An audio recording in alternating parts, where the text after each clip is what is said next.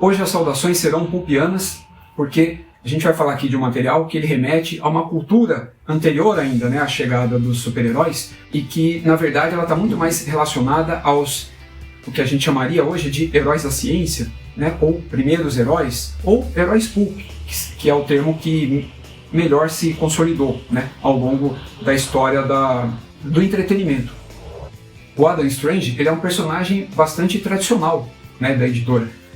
Apesar de hoje em dia, né, poucos conhecê-lo, porque ele não tem mais uma revista própria, né, minissérie também é algo muito raro, é só quando autores, né, como o Tom King, por exemplo, decide pegar esses personagens que são ou mais conhecidos do público atual, ou que estão mais afastados, né, do mainstream nesse momento, é que eles acabam, né, ressurgindo e sendo trabalhados. Lembrando que o Adam Strange estava até pouco tempo, né, dentro das histórias da DC, não é uma história solo, mas ele aparecia lá na revista do Superman, no Action Comics, também aparecia em algumas histórias da Liga, e outras aí que ou eu não lembro, ou eu nem sei, e que ele aparece.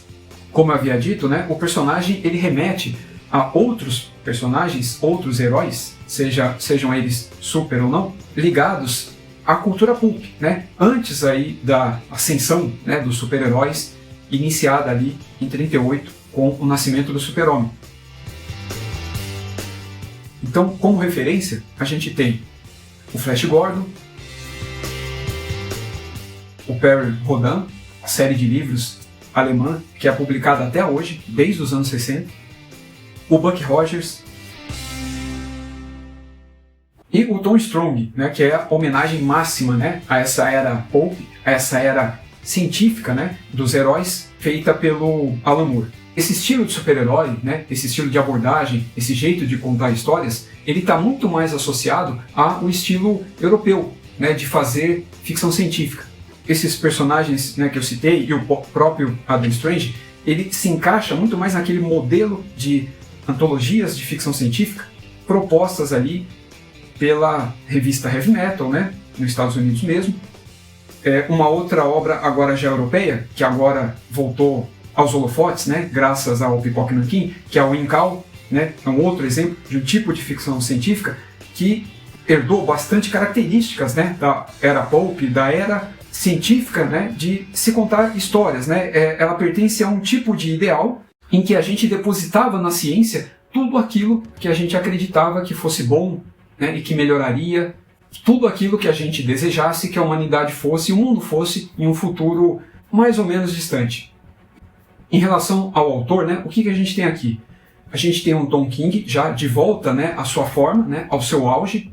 Né, o que eu quero dizer com isso? Aqui a gente não vai ter aquele Tom King do Batman, né, e nem aquele que escreveu a revista do Super-Homem, bastante criticada por mim, né, no meu canal mesmo, Para o Alto e Avante, que lá fora saiu em forma de minissérie em 6 edições e aqui encadernado pela Panini. Aqui você vai encontrar o Tom King do Visão, Senhor Milagre,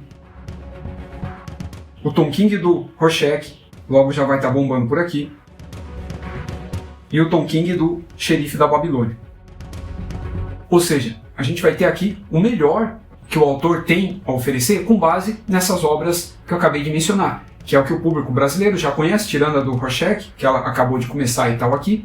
Então a gente tem aqui um Tom King, né, em seu auge, novamente, e com um personagem totalmente assim, fora da curva, fora do mainstream, ali, para ele fazer o que ele quiser, da mesma forma que ele fez com Visão e com o Senhor Milagre, por exemplo. É um herói, um super-herói, como você preferir chamar, deixado ali de canto, né, em escanteio, mas que tem uma mitologia muito rica, de uma herança extremamente rica, que eu acabei de citar agora há pouco, e que o melhor, né, o contexto dele, as histórias dele, né, de origem, né, do Adam Strange, não se passa no planeta Terra, né, e sim no planeta Han.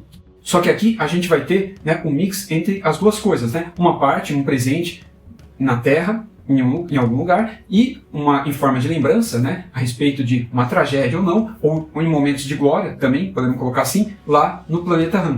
Você não precisa conhecer o personagem antes de ler, porque o próprio Tom King, ele dá essa contextualização, né, a própria obra, no começo dela, e até ao longo, pelo menos das 6 primeiras edições, fica a cargo dessa contextualização.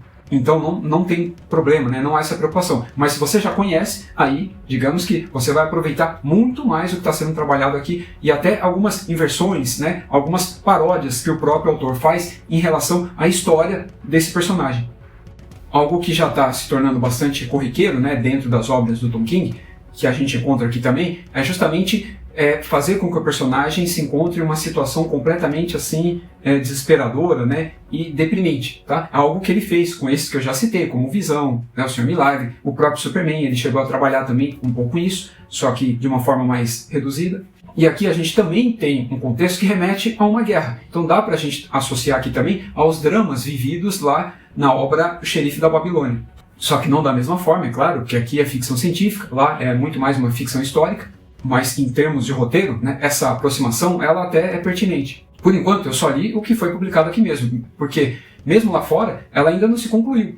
Ela, se eu não me engano, ela vai ter 12 edições e vai ser publicada aqui em 2 volumes, tá? Então o primeiro que saiu, ele corresponde aí aos 6 primeiros volumes, e lá fora a gente vai ter essa publicação ao longo, né, de 12 edições, tá? Da mesma forma com que foi publicada, por exemplo, a série da Lois Lane. Só que aqui ela foi publicada de uma vez só, as 12 edições compiladas em um único encadernado, tá? Como aconteceu agora também com Doomsday Clock, só que a diferença é que o Relógio do Apocalipse ele foi publicado em formato avulso, em 12 edições, aqui no Brasil também. Então, eu não posso dar uma avaliação, eu e nem ninguém, né? Talvez nem o próprio Tom King, uma avaliação precisa a respeito da totalidade da obra, porque ela ainda não se concluiu. Mas o que a gente viu até agora, tá, mostra que ela é muito promissora, muito pertinente. Tanto para quem gosta de quadrinhos super-heróis, tá? Então ela preenche esse requisito, ela vai agradar esse público. Ela também vai agradar para aqueles fãs, né, de personagens, de histórias clássicas, né, dos quadrinhos, quanto àqueles fãs de ficção científica, naquele estilo também clássico, mas relativo ao mercado europeu, né? Ao jeito europeu de escrever e publicar essas histórias. Só que não em formato de antologias, como é muito comum lá na Europa, tá? Mas em formato de série aqui, mas seguindo esse padrão conceitual e até de roteiro bem característico, né, desse tipo de mercado.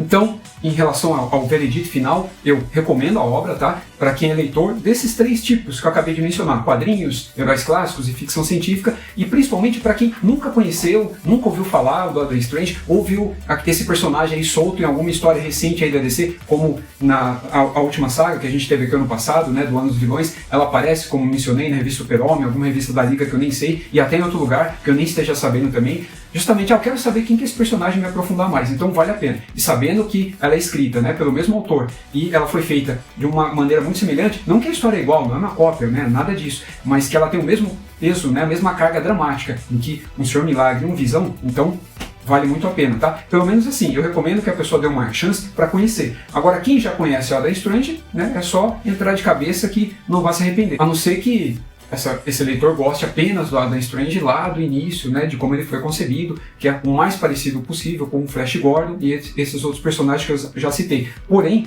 o Tom King ele também tem esse cuidado, porque ele conhece, obviamente, esses personagens também. Então, ele faz uma espécie de homenagem a esses heróis também mencionados aqui por mim.